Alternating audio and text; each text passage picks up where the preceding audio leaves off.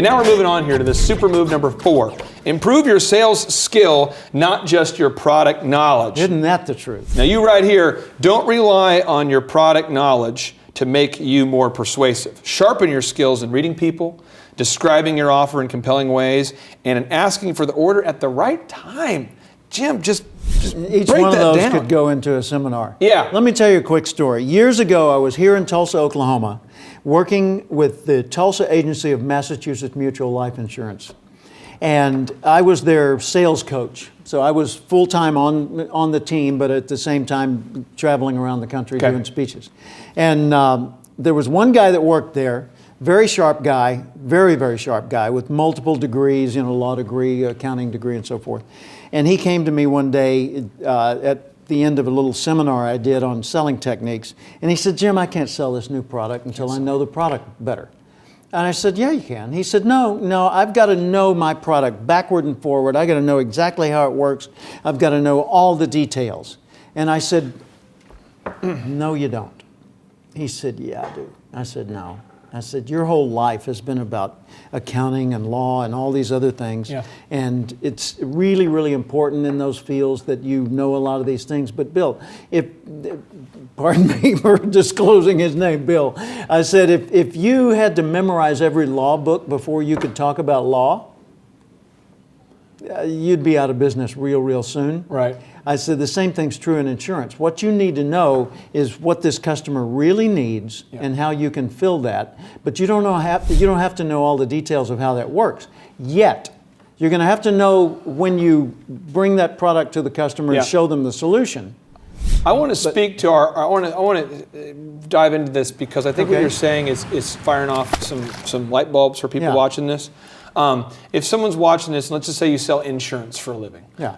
If you are working in a cosmetic surgery office, if you are doing any if you're a home builder right now, no matter what you're doing, at the end of the day, I mean, if you can't build rapport, find the needs of a customer, deliver benefits succinctly, and go for the close, and maybe overcome some objections from time to time, right. your product knowledge isn't needed. Right? I mean, if you don't improve your sales skill, it doesn't matter how much you know, you're not going to, so you're just saying you just have to improve your sales skill. Wait till you hear the rest of the story. I'm ready. Okay, because there's a kicker to this. Yeah, give it to me. So Bill said, all right, tell me what to do. I said, all right, stop taking all your sales materials with you and just take a blank pad and a pen on your next sales calls. Okay. I said, for 1 week, do this. Don't take any sales materials with you on any of your sales calls. He said, well, how can I possibly justify that? I said, I want you to go out there and focus only on selling skills, not on product. Here's what I want you to do for a week. I want you to go into each of your appointments and say to the client, I know we were scheduled today to talk about this annuity program and to go through the details of how this works for you, but as I was preparing for this, I thought, I really am not sure I totally understand the needs and the goals of this client. Boom. So if you don't mind, today I'd like to just ask you some deeper questions and kind of make sure that we are really focused on exactly what you need. I said, now, if you do that, what you'll do is you'll increase the trust with the client. Right. You will come back at the end of the day with a lot more information. True. And then he said, yeah, but what if they ask me about the product? Tell them, we can get to that, but I'm not an expert on every one of our products. We have experts. Yep. So whichever product we focus on, I'll be sure and get the expertise for you or be the expert available to you. And we'll get to that. But here's what I'd like to know. How's this going to affect the family ownership in your business?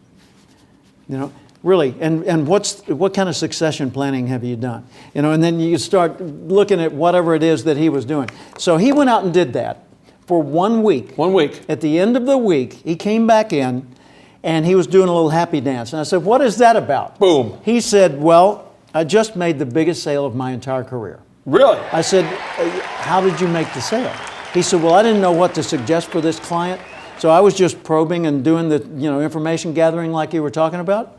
And the guy revealed a need that was so much bigger than had ever occurred to me to sell to, that I said, let me go back to my team, put together a solution for you, and I'll come back.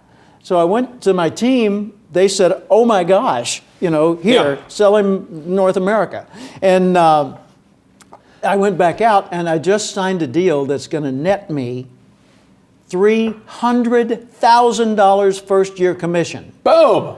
No, sick. Not boom. We're talking about atomic boom. Yeah. Nuclear explosion. It was the largest sale made in that company in that entire year.